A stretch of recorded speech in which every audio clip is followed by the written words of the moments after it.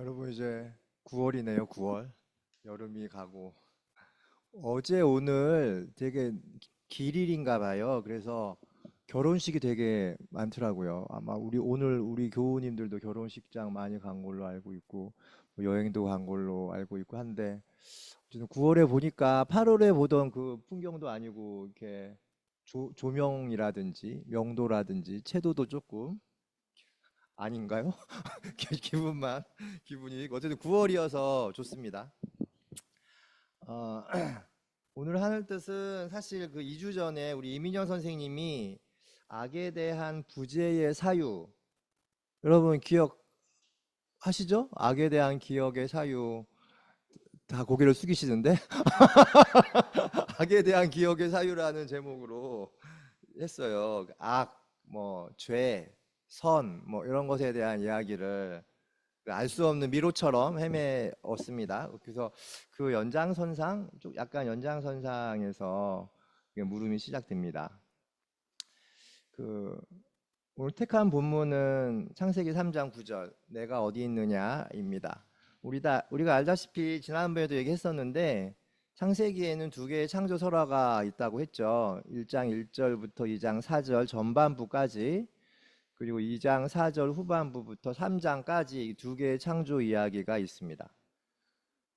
두 본문 사이에는 많은 차이가 있는데 가장 대표적인 거는 처음에 나오는 거는 첫째 날 뭘 창조하고 둘째 날 뭘 창조하고 이렇게 창조해 나가는 것이고, 두 번째 창조 이야기는 아담과 하와를 주로 만들었던 얘기, 그 두 가지 내용에서 창조의 근본적인 차이가 있는데, 더 정말 원초적인 건 뭐냐 하면 피저자가 만들었다는 1장 1절부터 1장 1절부터 2장 4절까지에는 하늘과 땅이라고 표현하고 있어요. 그리고 후자 2장 4절 후반부부터 3장은 땅과 하늘의 창조 이야기라고 표현합니다. 그러니까 전반부에서는 하늘과 땅을 창조하셨다라고 얘기하면서 얘기를 하고, 두 번째 창조 이야기에서부터는 땅과 하늘을 창조하였다. 굉장히 다른 시점이죠. 여러분 제가 2장 3절 한번 읽어드릴게요. 2장 3절부터 2장 7절까지 그 한번 뉘앙스를 느껴보세요. 이렛날에 하나님이 창조하시던 모든 일에서 손을 떼고 쉬셨으므로 하나님은 그날을 복되게 하시고 거룩하게 하셨다.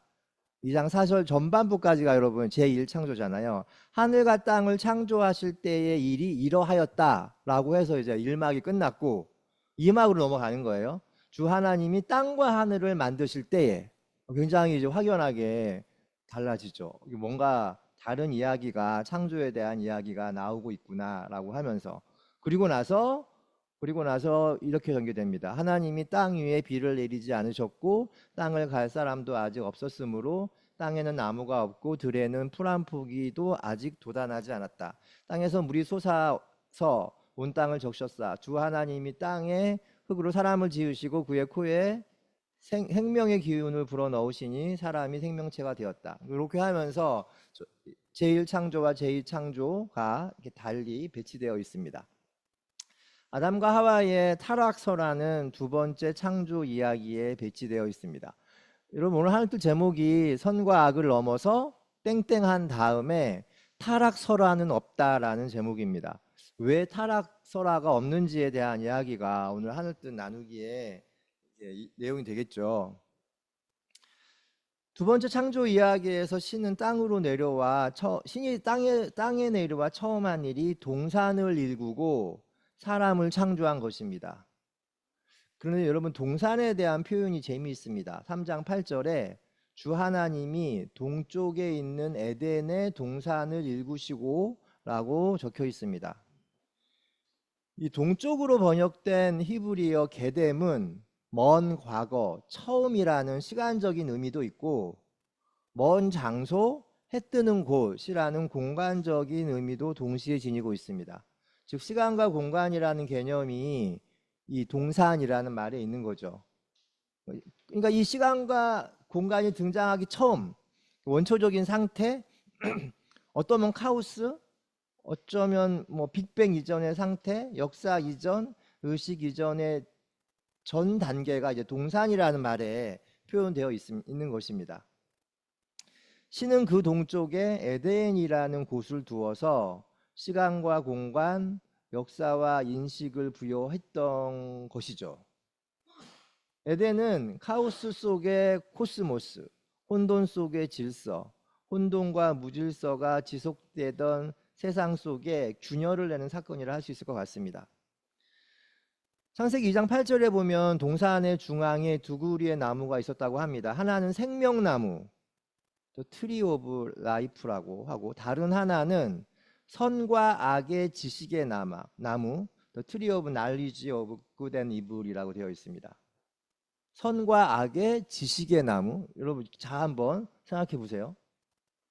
선과 악의 지식의 나무는 선과 악을 알게 하는 나무로, 그리고 선악과로 잘못 해석이 된 거죠. 선과 악의 지식의 나무가. 저는 그때부터 죄와 악, 선에 대한 오해와 오독의 역사가 시작되었다고 봅니다. 여러분 저 한 질문할게요. 선과 악 중에 무엇이 먼저 생겼을까요? 이런 건 답이 없으니까 답이 없으니까 아무리 기대를 알고 던지는 질문입니다. 이게 딱 훅을 거는 거죠. 교회사 전통에서는 제가 지난번에 말했던 것처럼 어거스틴 이후에 악을 선의 결핍이라고 규정했다고 했잖아요. 하지만 저는 그 반대가 아닐까 싶습니다. 현실에서는 악이 선을 규정하는 상수가 아닌가 싶어요. 우리가 선한 것을 말할 때는 애매하고 모호한데 악한 건 너무나 잘 알죠. 이교도, 마녀, 역사상 이교도, 마녀, 이방인, 유대인, 동성애자, 빨갱이, 이런 존재들이 역사에서 등장했던 악이지 않았습니까? 현재 급상승하고 있는 용어인 구구주의는 악을 규정하는 것, 악의 축을 나열하는 것, 존재를 타자화시키는 것으로부터 시작됩니다. 이런 구구적 메커니즘의 기원도 선과 악의 지식의 나무가 선악과로 잘못 번역되기 시작하면서 출현하지 않았나 싶습니다. 요즘 포스트 휴먼에 대한 논의가 유행인데 그 논의를 따라가다 보면 선과 악에 대한 새로운 접근과 만납니다. 오늘날 현대인들에게 악을 하면 떠오르면 가장 먼저 대답하는 게 사이코패스라고 해요. 그럼 사이코패스 한번 생각해 보세요. 그 사람들 어떤 사람들입니까? 사람의 얼굴을 하고 있지만 그의 내면은 악마 혹은 짐승으로 가득 차 있을 것이라고 생각을 하잖아요. 사이코패스는 인간이 정한 분류 체제 밖에 있는 존재입니다. 선과 악, 진실과 거짓, 아름다운 것과 추한 것, 해야 할 것과 하지 말아야 할 것, 욕망할 것과 욕망하지 말아야 할 것 사이 위계를 자신의 기준으로 가뿐하게 넘는 인간 동물이 사이코패스인 셈입니다. 그 과정에서 동물성이라는 범주 혹은 괴물성이라는 범주를 사용해 사이코패스를 규정합니다. 여기서 동물성 혹은 괴물성은 인간적이지 않은 모든 것의 대명사입니다. 그럼 인간은 또 뭘까요? 인간이 선하다면 인간의 선함은 그냥 그 동물성, 괴물성의 반대항일 뿐입니다. 그러니까 인간이 선한 게 뭘까라는 것에 대해서는 알 수가 없다는 거죠. 여기서 우리는 한 번 더 질문을 해야 됩니다. 사이코패스나 악을 동물성, 괴물성으로 소환하고 반대편에 인간의 선함을 놓는 그 지식의 체계와 가치의 회로를 의심할 필요가 있다는 것입니다. 인간성의 대척점에 동물을 놓는 것은 소위 인간성이라고 추앙되는 그것이 얼마나 취약한 구조인지를 자인하는 것입니다.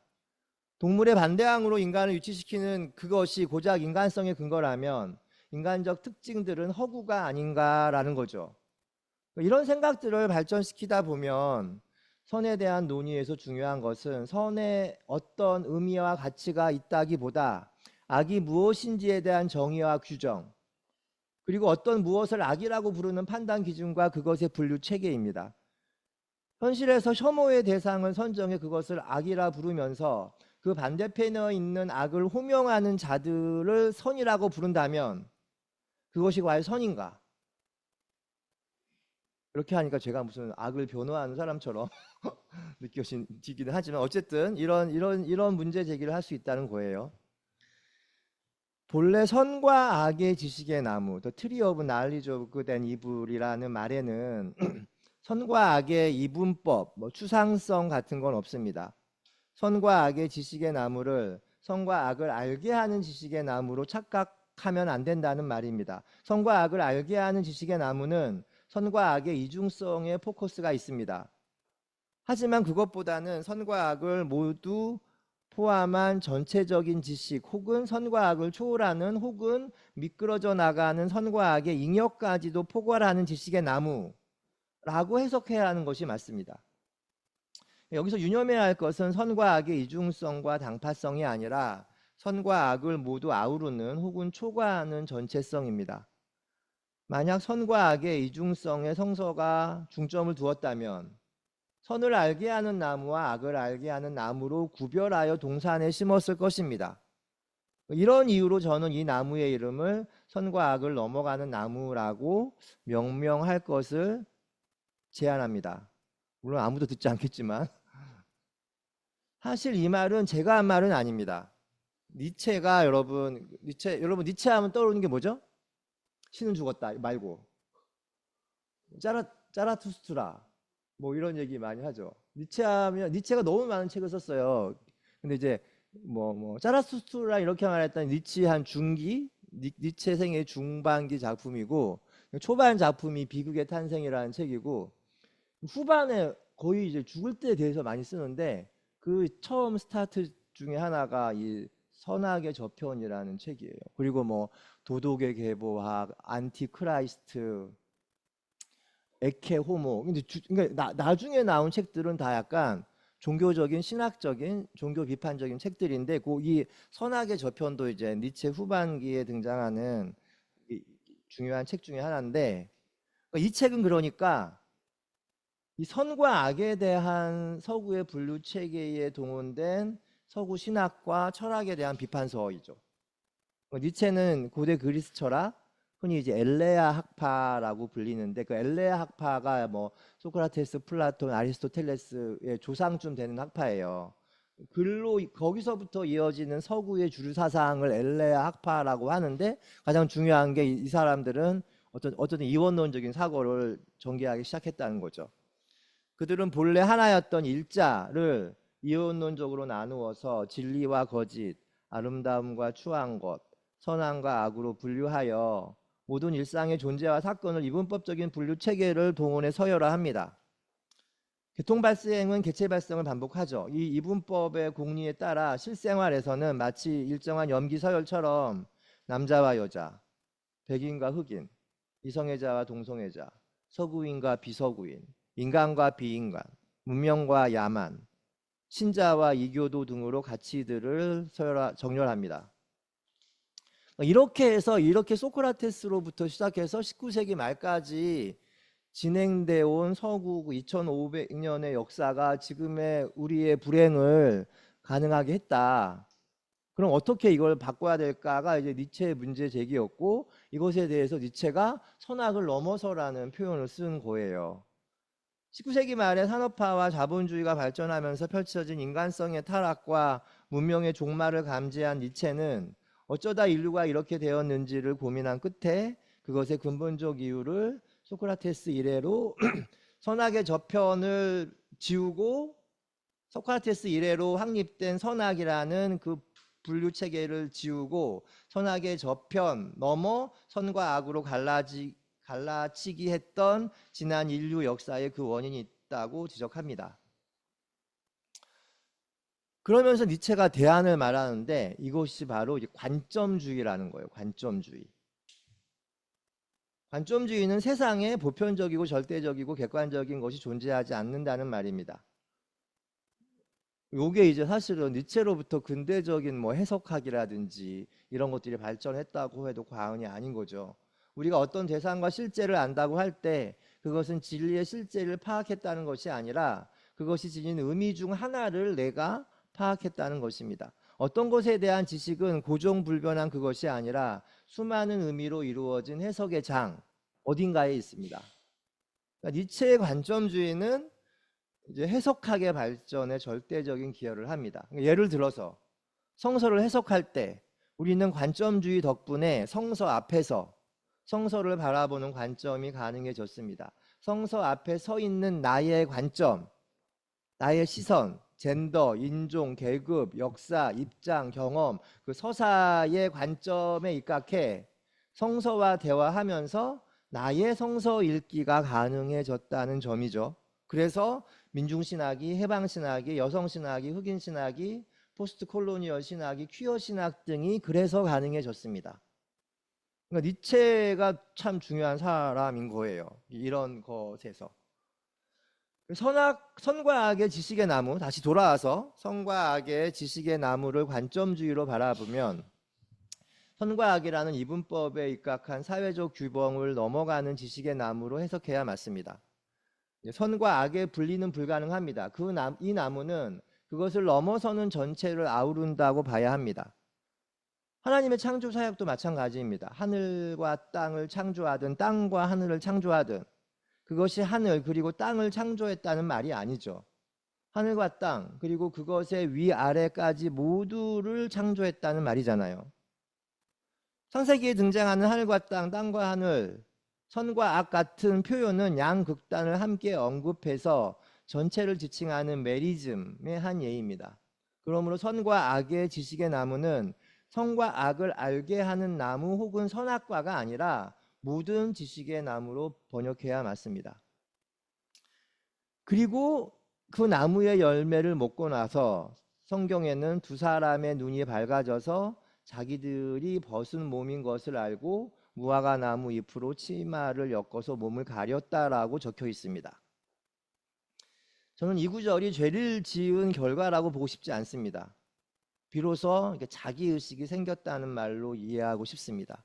내가 누구인지를 깨닫고 인간은 옷을 만드는 행위를 합니다.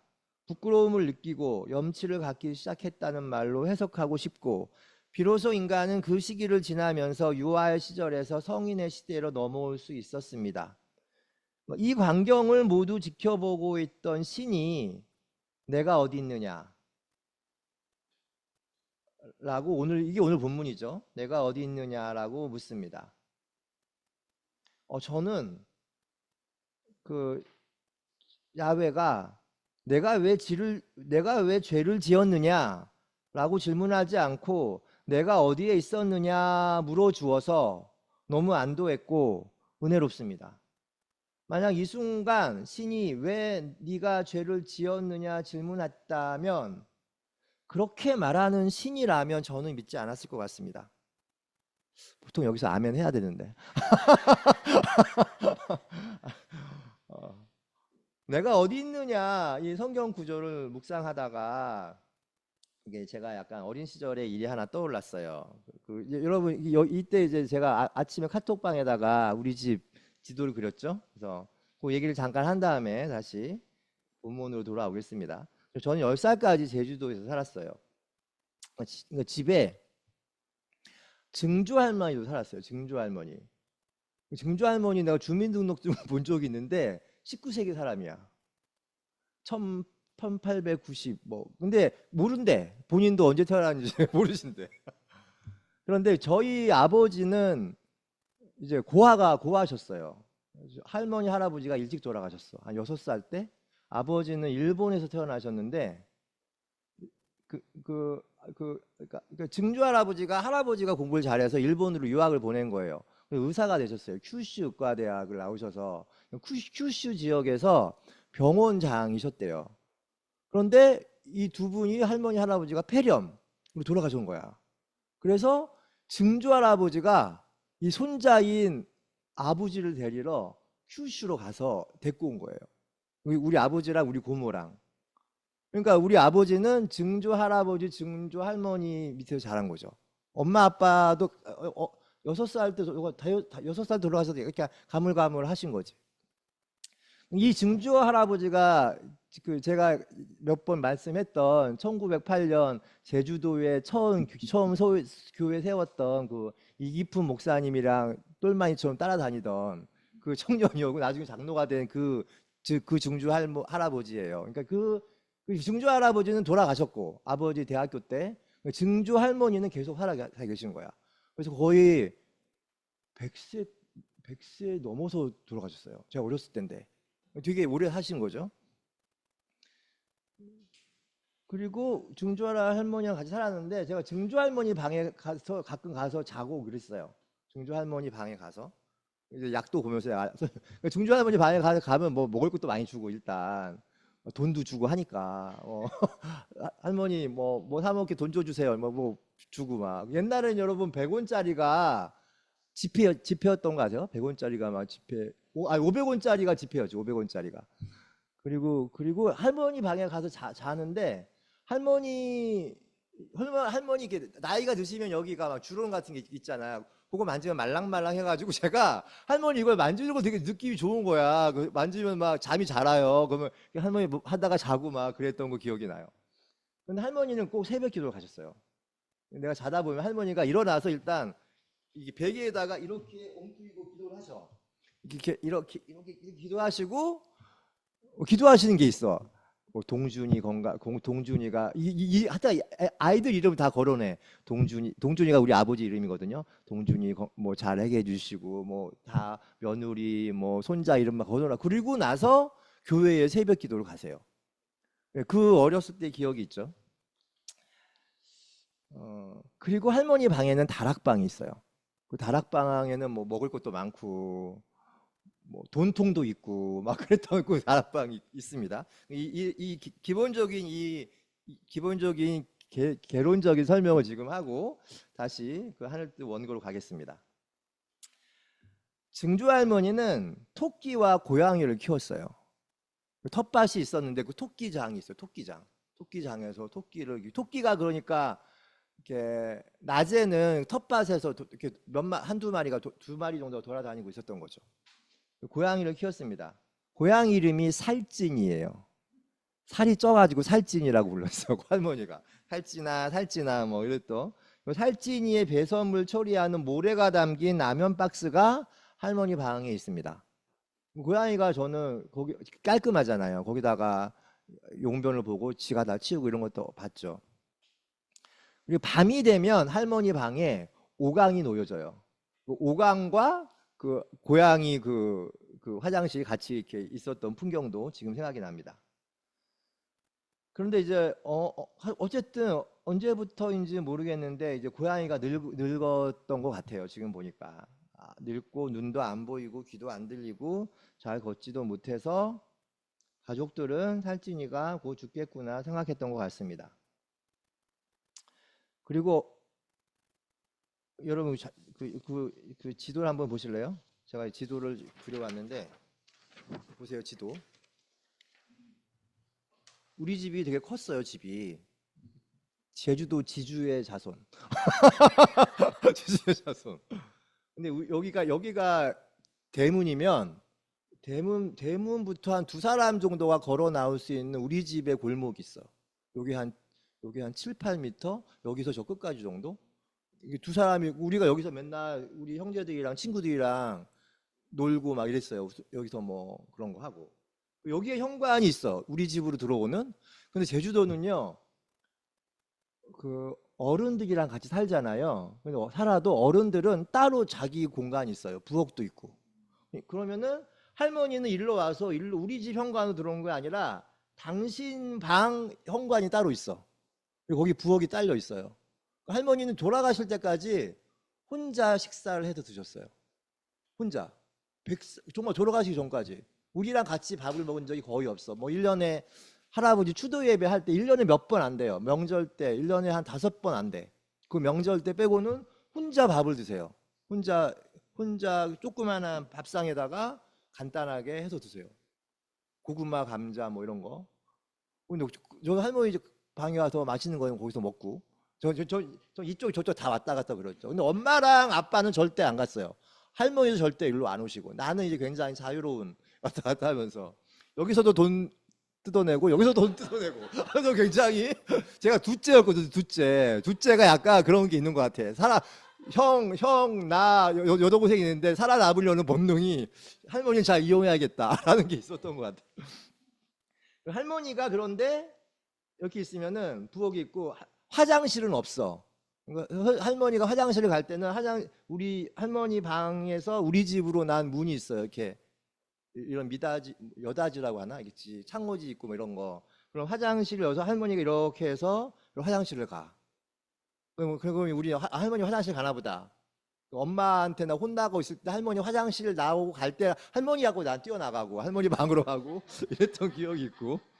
할머니 방에는 다락방이 있어요. 다락방. 엄청 큰 다락방이었어요. 2층으로 된 다락방. 되게 큰 다락방이에요. 거기 안에 뭐 지금 근데 어렸을 때 컸지 뭐 얼마나 컸겠어요. 거기 뭐 꿀단지 같은 것도 있고 할머니 옷도 있고. 할머니는 할아버지 뭐 묘소에 갈 때 그런 때 빼고는 그런 좋은 한복을 입지는 않으셨어. 교회 갈 때도 그분들은 옛날에는 그 연보돈이라고 하잖아요. 연보돈을 데리셨어요. 이렇게 데리고 가더라고. 나 참 지금 보니까 야 대단하시구나 생각이 들었죠. 대충 여러분 할머니에 대한 느낌이 오시죠? 예. 살찐이가 이제 아픕니다. 죽겠구나 생각했던 것 같아요. 그런데 어느 날 할머니 방에 가니까 이 대나무로 만든 광주리, 이렇게 이만한 광주리예요. 거기 뭐 할머니가 감자나 고구마나 거기다 담아두시고 했던 그 큰 대나무로 만든 광주리인데 뚜껑이 있는 할머니가 닫고 계셨습니다. 그 옆에 살찐이는 숨도 제대로 못 쉬고 힘들어하고 있었고요. 저는 국민학교, 우리 때는 국민학교였으니까 국민학교 들어가기 전에 유치원을 다녔어요. 교복을 입는 아주 좋은 유치원입니다. 그때 굉장히 불길했어. 할머니가 그 광주리를 닦는, 영특하지 않나요, 제가? 그 광주리를 닦는 할머니를 보면 약간 불길한 예감이 들었어요. 근데 어느 날 정말 유치원에 돌아보니까 그 광주리도 없고 살찐이도 없어요. 그래서 제가 할머니한테 물었어요. 할머니, 살찐이 어디 갔어요? 할머니는 저의 물음에 저를 보지도 않고 딴청을 부리시면서 가불언, 제주 사투리예요. 가불언, 딱 세 마디 가불언이라고 말씀하시는 거예요. 저는 어딜 가불언 맛씨? 라고 물으니까 할머니는 어디 갔저게? 제주 사투리 라고 하면서 아무 말 안 했습니다. 저는 엄마에게로 가서 살찐이 행방을 물었는데 엄마는 방에서 이불을 뒤집어 쓰고 주무시고 계셨습니다. 그런데 할머니 방을 나와 안채로 가려는데 여러분 이거 보면 이 할머니 방 여기가 다락방이잖아요. 할머니한테 막 물어보고 다시 내가 나와서 엄마한테 가는데 이 다락방이 있을 거 아니에요? 다락방이 올라가는 문이 있는데 쇠대 아시나? 쇠대 있잖아. 쇠대로 잠겨져 있는 거야. 거기가 그 다락방이. 본능적으로 저는 살찐이가 저 다락방에 있구나 를 감지했습니다. 근데 아버지가 할머니 방에 가는 게 없거든요. 근데 그 무렵에 아버지가 할머니 방에 가서 굉장히 사이좋은 척 둘이 밥을 먹고 그걸 내가 목격을 했어요. 그것도 되게 이상했어요. 평생 안 가는 아빠가 왜 할머니 방에 가서 밥을 먹나? 하루인가 이틀이 지난 후 유치원을 다녀와 보니 그 쇳대는 치워져 있었습니다. 며칠 동안 제가 부쩍 철이 들었던 것 같아요. 그 며칠 동안 아직 숨이 붙어있던 살찐이를 다락에 올려놓고 쇳대로 잠근 이는 증조 할머니입니다. 이거 제 생각. 아빠와 엄마는 그것을 방조한 공범입니다. 어른들은 믿을 존재들이 아니구나를 깨달았고 그 후로 저는 정말 다락방에 한 번도 올라가지 않았습니다. 그날의 일은 살찐이가 사라지고 2, 3년이 지나 우리 가족이 서울로 이사하던 무렵 엄마한테 들었습니다. 우리 집 텃밭 토끼장 있던 뒤쪽에 살찐이를 묻었다고 말입니다. 그래서 나도 말했습니다. 그러냐고. 사실 나도 알고 있었다고. 그날을 생생히 기억한다고. 엄마는 더 이상 아무 말도 하지 않았고 그것이 마지막 살찐이에 대한 에피소드입니다. 까맣게 잊고 있었던 살찐이, 아니 정확히 말하면 살찐이가 최후를 맞았던 쇳대로 잠긴 다락방이 생각났던 것은 한강에 소년이 온다 3장 7개의 뺨이라는 제목이 붙여진 김은숙의 사연이 적힌 대목을 읽을 때였습니다. 은숙은 5.18 당시 수피아 여고 3학년, 주인공 동호와 함께 상무관에서 시신수습 자원봉사를 하던 여고생이었습니다. 도청의 마지막 밤, 사람들의 설득으로 도청을 나오면서 도청에 남아있던 동호의 모습을 보고 나왔는데 그날 이제 도청의 마지막 밤이 된 거죠. 그 후 살아남은 자의 무거움을 온몸으로 견디며 살아간 사람이 김은숙입니다. 소년이 온다 중 99쪽에 나와 있는 문장을 잠시 읽어드리겠습니다. 여러분 지금 나와 주십시오. 계엄군이 들어오고 있습니다. 마침내 도청 쪽에서 총소리가 들렸을 때 그녀는 잠들어 있지 않았다. 귀를 틀어막지도 눈을 감지도 않았다. 고개를 젓지도 신음하지도 않았다. 다만 너를 기억했다. 너를 데리고 가려 하자 너는 계단으로 날쌔게 달아났다. 같이 가자 동호야. 지금 같이 나가야 돼. 마지막으로 눈이 마주쳤을 때 살고 싶어서 무서워서 내 눈꺼풀이 떨렸다. 99쪽. 당신이 죽은 뒤 장례를 치르지 못해 내 삶이 장례식이 되었습니다. 소년이 온다 5.18의 마지막 날 도청의 밤을 읽다가 왜 저는 살찐이가 갇힌 다락방이 생각났던 걸까요? 문득 다락 아래서 숨을 죽이고 있었을 증조 할머니가 생각났습니다. 이불을 뒤집어 누워 등을 돌리고 있던 어머니 또 생각이 났습니다. 못하는 약주를 하고 들어와 마당을 서성이던 아버지. 저는 그날 저녁 처음이자 마지막으로 아빠가 담배를 피는 것을 봤습니다. 그리고 그 모든 것을 알면서 묻지도 않고 울지도 않던 나. 그리고 그날 쇳대로 닫힌 다락을 생각했습니다. 5.18의 도청에서는 무슨 일이 있었나요? 그날 다락에서는 살찐이에게 무슨 일이 벌어진 걸까요? 우리 식구들 그 누구도 살찐이를 죽이지 않았지만 각자의 방식으로 어떤 행위로 혹은 행하지 않음으로 살찐이의 죽음에 참여하거나 불참했습니다. 그리고는 그 사건과 기억을 덮었습니다. 신학을 하고 나서야 저는 그 다락방이 저에게 무슨 의미인지 알았습니다. 그래서 저는 신학 공부하기를 잘했다고 생각합니다. 물론 신학을 하지 않았어도 알았겠지만 저에게 신학한다는 것은 어쩌면 그 다락방을 응시하는 것이고 그 다락을 향해 한 걸음 한 계단 올라가는 것이 아닐까 합니다. 이런 신학적 물음을 구성하는데 오늘 우리가 읽은 본문 내가 어디 있느냐는 저에게 무척 중요한 역할을 했습니다. 여러분 아시나요? 이 질문이 신이 인간에게 던진 최초의 질문이라는 것을 말입니다. 히브리어로 이 내가 어디 있느냐는 딱 한 단어입니다. 아이에카. 제가 구약학자들에게 물으니까 이 단어는 아이라는 장소를 나타내는 의문부사와 에카라는 2인칭 남성 단수 대명사 어미가 전미된 단어라고 합니다. 저에게 성서에 등장하는 신의 속성을 묻는다면 신은 답을 말하지 않고 질문을 하는 신입니다 라고 말할 것 같습니다. 그런데 신은 그 질문을 불특정 다수에게 복수적으로 하지 않습니다. 신은 단 한 사람에게만 질문합니다. 아이에카, 네가 어디 있느냐? 신은 정답을 기대하면서 이 질문을 하지 않았을 것입니다. 정답이 있다면 자신의 방식으로 자신의 삶의 자리에서 답을 찾아 몸부림치는 것이 정답이 아닐까 합니다. 여기서 한 가지를 더 첨언하자면 신의 질문에는 시제가 없습니다. 아이에카, 네가 어디 있느냐는 네가 어디 있었느냐, 네가 어디에 있을 것이냐로도 번역이 가능합니다. 셈족 계열의 언어, 히브리어도 포함되는데는 과거와 현재, 미래, 시간 개념이 불분명합니다. 불분명하다는 말이 좀 적절치 않을 수도 있는데 히브리어의 시제는 마치 아주 높은 곳에서 시간을 공간화한 거죠. 아주 높은 곳에서 아래, 과거, 현재, 미래를 내려다보는 느낌입니다. 한 동사가 과거, 현재, 미래를 모두 담고 있다는 말이죠. 아이에카도 그렇습니다. 아이에카에서 아이를 장소를 나타내는 의문부사라고 했습니다. 사람은 그가 자주 가고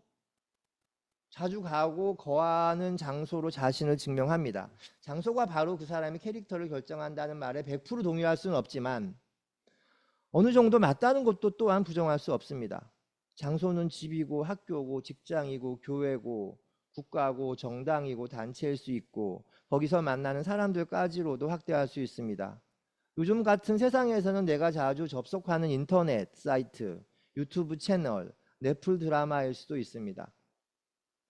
신은 아이아카를 물으면서 우리가 머물고 있는 장소에 대한 성찰을 요구하는 것이 아닐까라고 생각을 했습니다. 너는 지금 어디 있느냐? 네가 가야 할 장소를 알고 있느냐? 거기를 향해 가고 있느냐? 그 장소에 도착했느냐? 그럼 이제부터는 어디를 향해 갈 것이냐? 이 모든 질문이 아이에카, 네가 어디 있느냐 안에 숨어 있는 셈이죠. 최초의 인간들은 신의 질문에 비겁하게 대처합니다. 아담은 하와 핑계를 대고 하와는 뱀에게 책임을 전가합니다. 그 결과 노동과 출산이라는 대가가 주어졌다고 성경은 말합니다. 저는 이것이 벌이 아니라 새로운 기회와 분발을 위해 인간에게 제공하는 신의 선물이라고 보고 싶습니다. 생명을 낳는 것이 단순히 출산만을 의미하는 것이 아니라 우리 주변에 있는 생명과 함께 살아가고 함께 다른 큰 생명을 향해 나가는 것으로도 해석할 수 있겠습니다. 생명을 낳고 돌보고 노동을 하면서 인간은 타자와 함께 공존하면서 자기를 실현할 기회를 제공받습니다. 그런 인생을 살아가는 동안 삶의 고비고비에서 신은 계속 우리에게 묻습니다. 네가 어디 있느냐라고 말입니다. 그렇다면 이 질문은 신이 최초의 인간에게 던진 질문이 아니라 현재를 살아가는 우리들에게 던지는 오늘의 질문이 되는 셈입니다. 이러한 사실을 믿기에 저는 그날의 다락방을 이제는 응시할 수 있을 것 같고 다락문을 열고 올라갈 수도 있을 것 같습니다. 그때는 제가 어리고 약해서 네가 어디 있느냐에 답을 못했지만 이제는 주님이 던지는 네가 어디 있느냐에 답을 해야 할 차례입니다. 제가 성장을 하고 강해져서가 아니라 이제는 내가 어디 있느냐 아이에카라는 말에 답을 할 수 있을 것 같습니다. 잠시 묵상하겠습니다.